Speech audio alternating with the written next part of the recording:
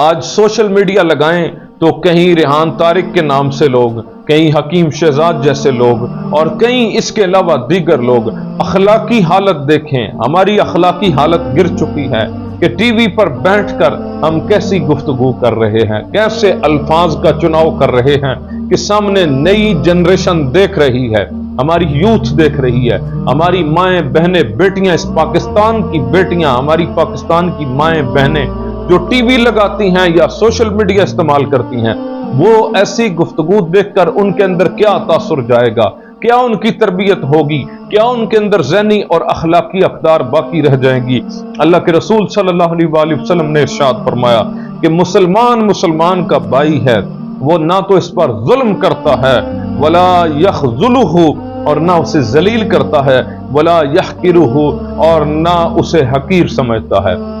کوئی گناہگار ہے وہ اپنی جگہ، ان کا حال تو دنیا جانتی ہے کہ وہ سوشل میڈیا پر کیا کر رہے ہیں، لیکن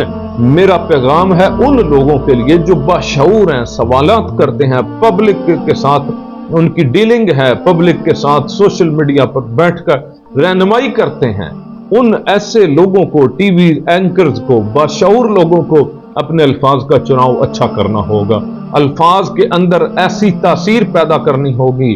کہ اگر کوئی غلط بھی ہے وہ بھی صحیح راستے پر آ جائے، نہ کہ مزید اسے ٹارچر کیا جائے، ایسی گفتگو کی جائے جو پبلک سن نہ سکے۔ معاشرے کے اندر رواج ہی نہیں،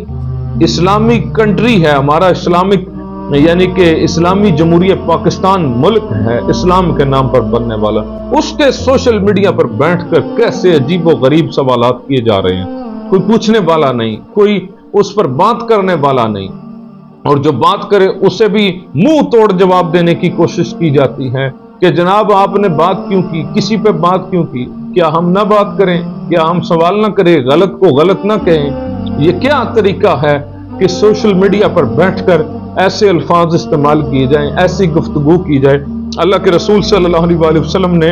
ارشاد فرمایا کسی مسلمان کے لیے اتنی برائی کافی ہے وہ اپنے کسی مسلمان بھائی کو حقیر سمجھے۔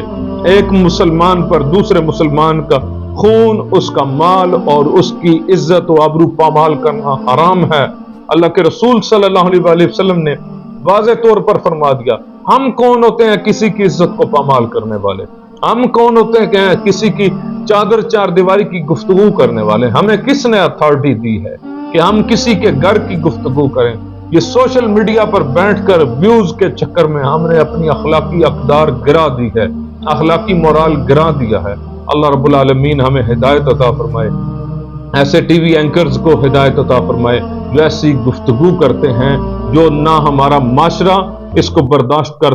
کر سکتا ہے، نہ ہی ہماری پبلک برداشت کر سکتی ہے۔ اللہ رب العالمین ہمیں ہدایت کے راستے پر ہمیشہ رکھے اور اخلاق کا دامن کسی صورت بھی گرنے نہ دے۔ والسلام علیکم ورحمۃ اللہ وبرکاتہ۔